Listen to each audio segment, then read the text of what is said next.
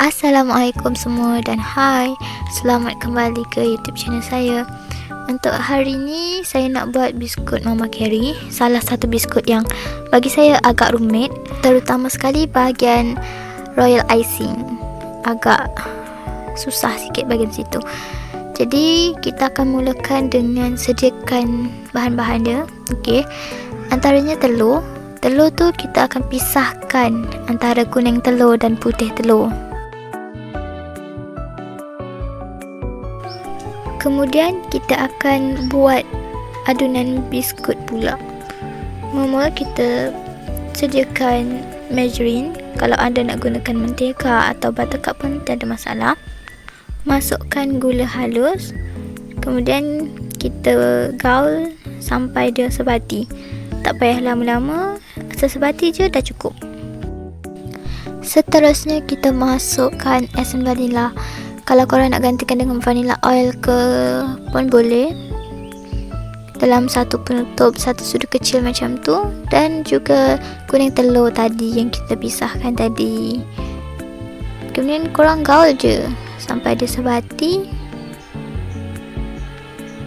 Bagi saya adunan biskut dia agak mudah nak buat berbanding dia punya icing. Seterusnya kita akan masukkan susu tepung.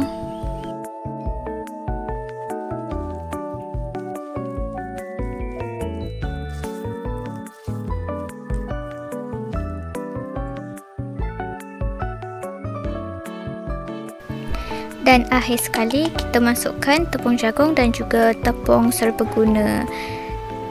Tepung serbaguna tu masukkan sedikit demi sedikit supaya senang nak gaul nanti, okey?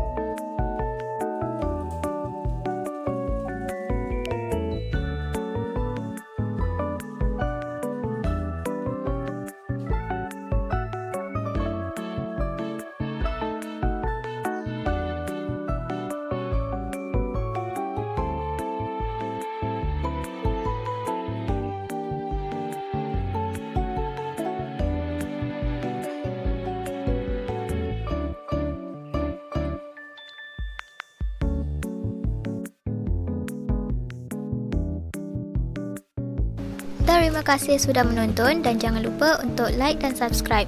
Jumpa lagi di video akan datang.